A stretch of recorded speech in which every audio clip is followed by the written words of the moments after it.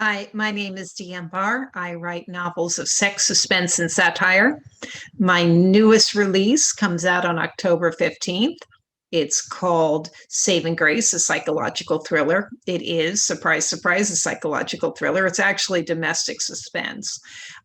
So if you're looking for something interesting to read and you want to get makes you think a little bit and makes you worry a little bit about the person you're married to. You can find it on Amazon and anywhere else that they sell great new books.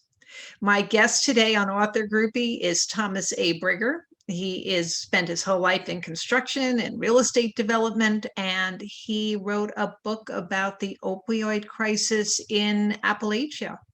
So he reads a little bit about it. It's quite moving. And he talks a little bit about the publishing process and his relationship with his sister and how that got him writing. So please sit back, enjoy. Be sure to wear your mask over your nose. Be sure to vote. It's your civic duty. And please stay safe. Welcome to another edition of Author Groupie. I'm here with Thomas A. Brigger.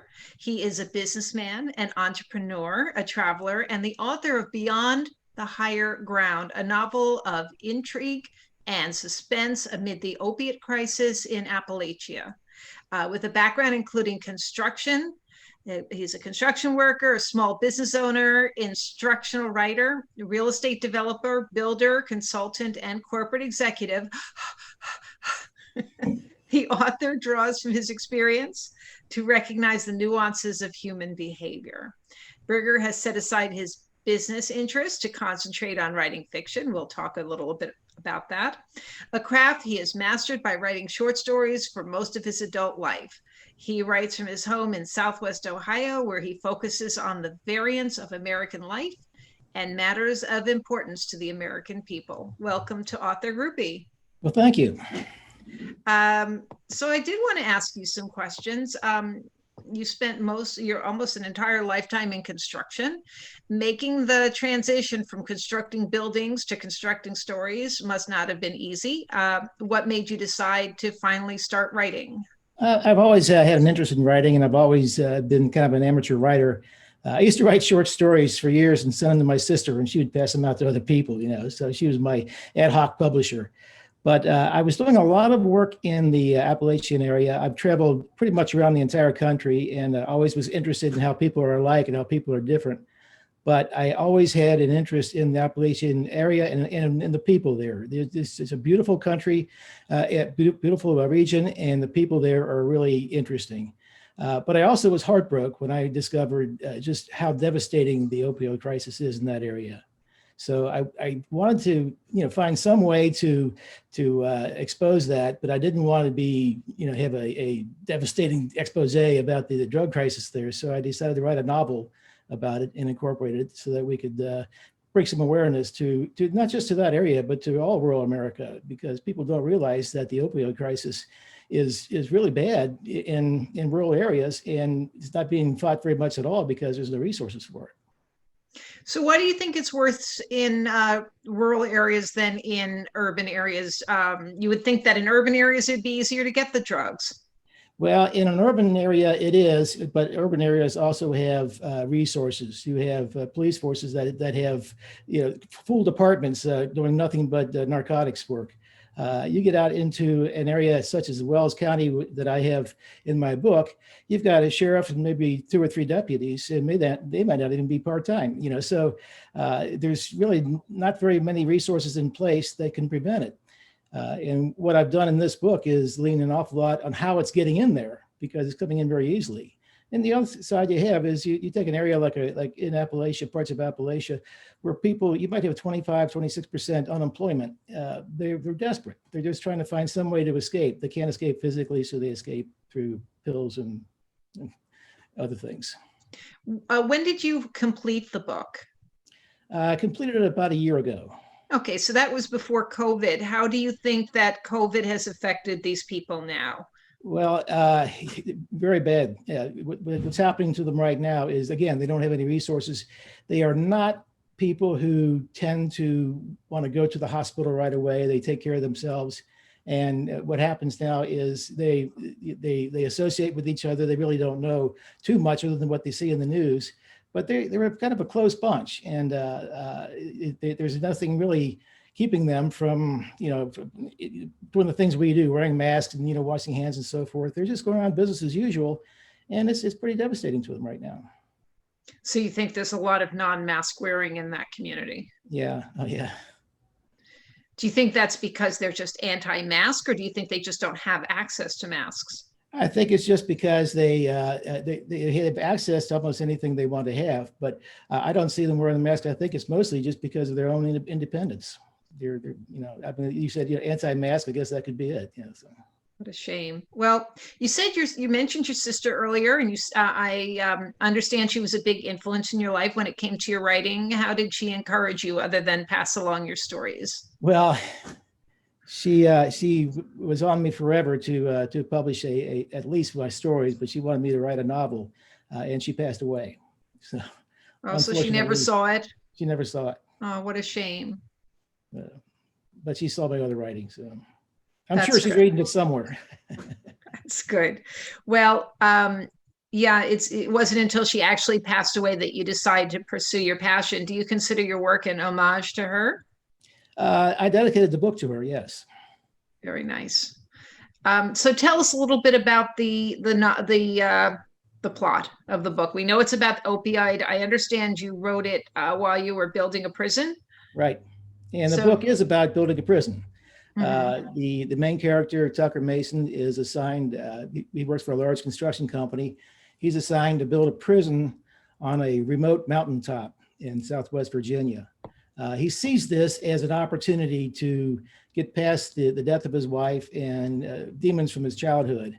But what he finds once he gets there, he rents a house and he's being harassed all the time, and he finds a world that he never knew existed, and that's this opioid distribution world.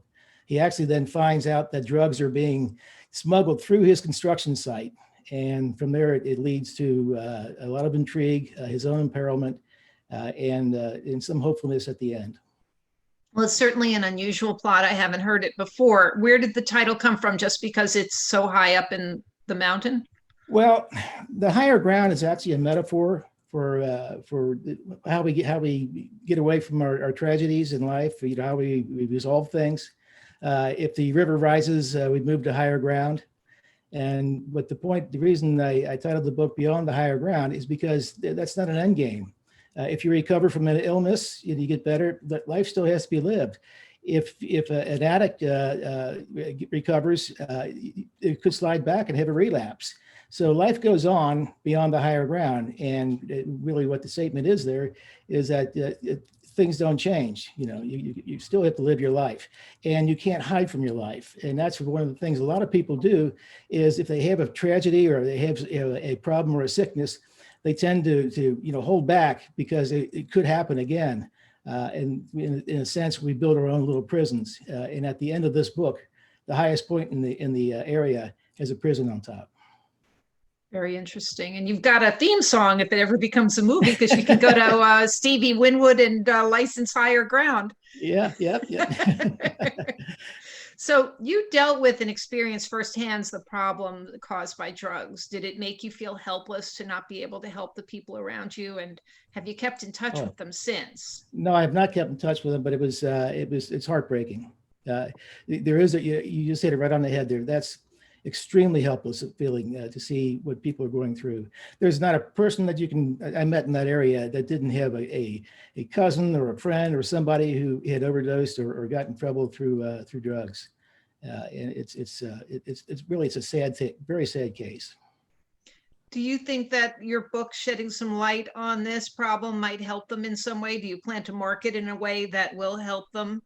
Well, we're marketing right now, leading on the opioid crisis in that area. And yes, I really do hope it brings some awareness to people. So I have a question.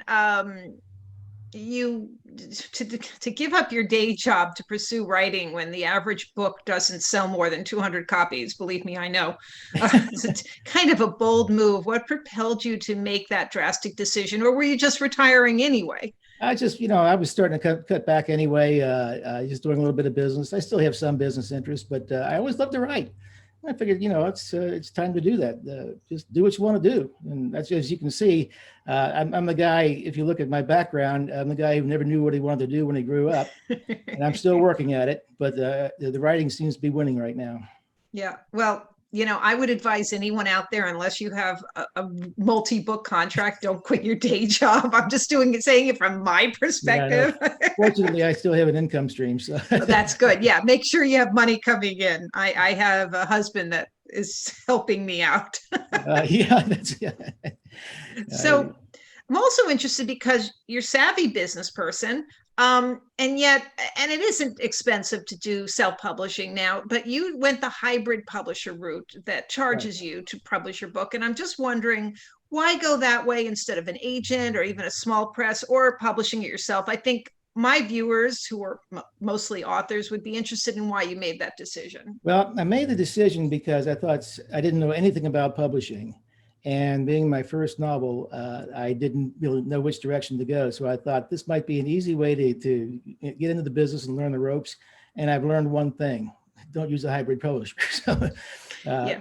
I purposely didn't mention the publisher's name. Yeah, I would prefer you don't either, but I'm sort of not really pro hybrid, only because I published my first book out of choice. I had 5 contracts. I didn't like the contracts. I went it myself. I feel I learned a lot by self-publishing because I felt like I understood all the aspects of the publishing industry. And one thing I understood was it's not that expensive to self-publish. You should spend your money on a good editor and good cover art. And the rest is pretty simple. So if you write again, I mean, do you have another book in the works? I have just completed the first draft of one. My toughest critic is reviewing it right now. She's in the next room.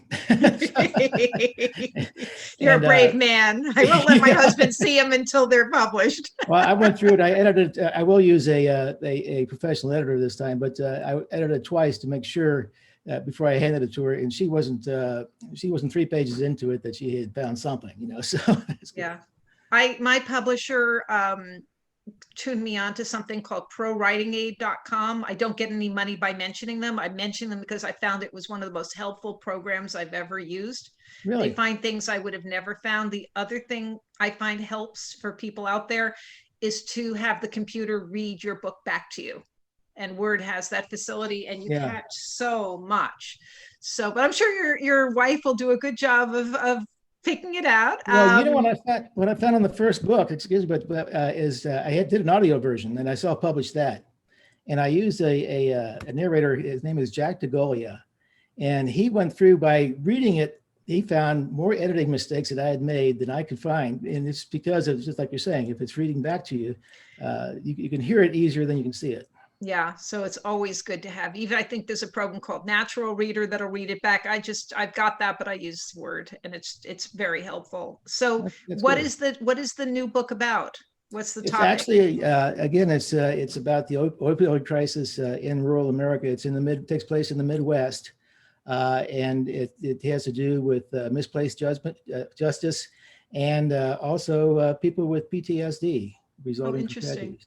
Interesting. And now, will you shop that around to agents, or do you think you'll self-publish, or what do you think you'll do? Well, I'm preparing queries right now. I'll make a decision, Yeah.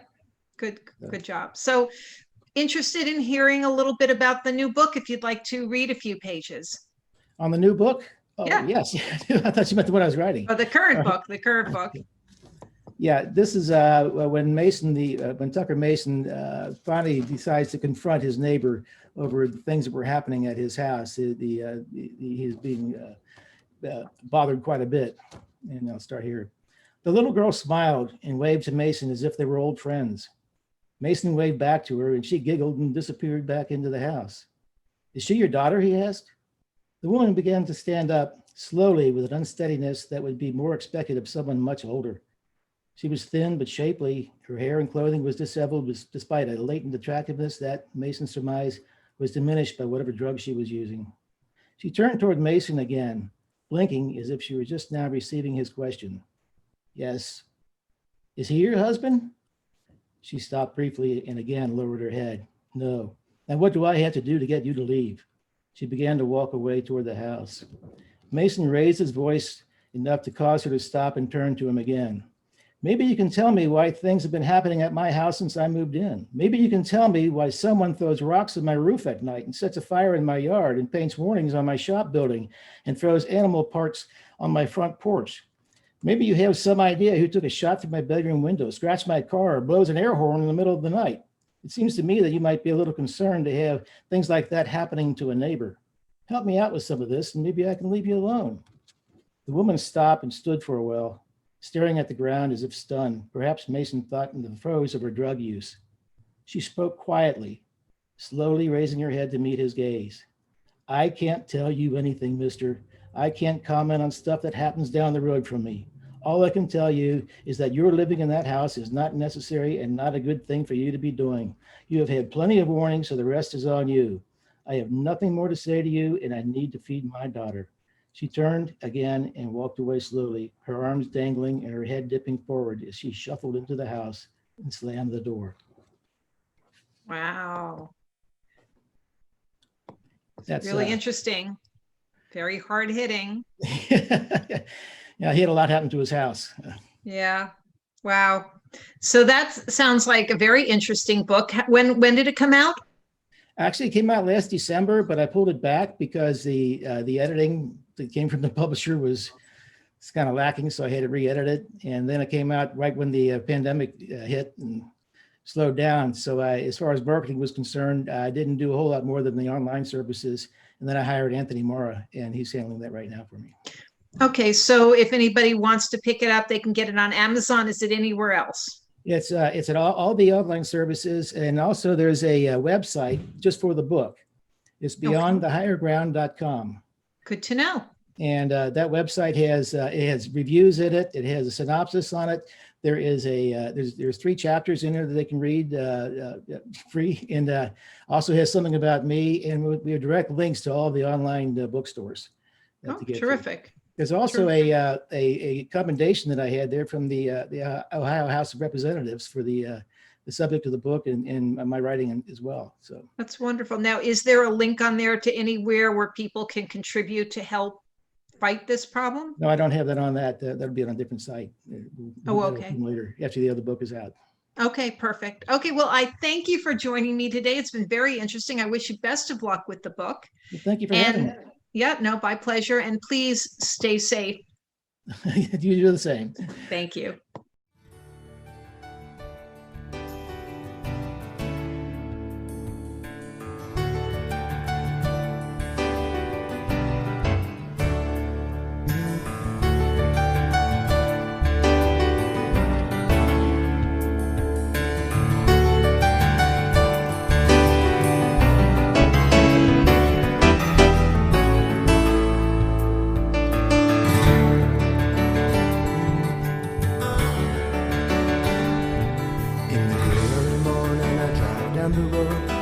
Over the river to the city far from home. Toll booth takes my money.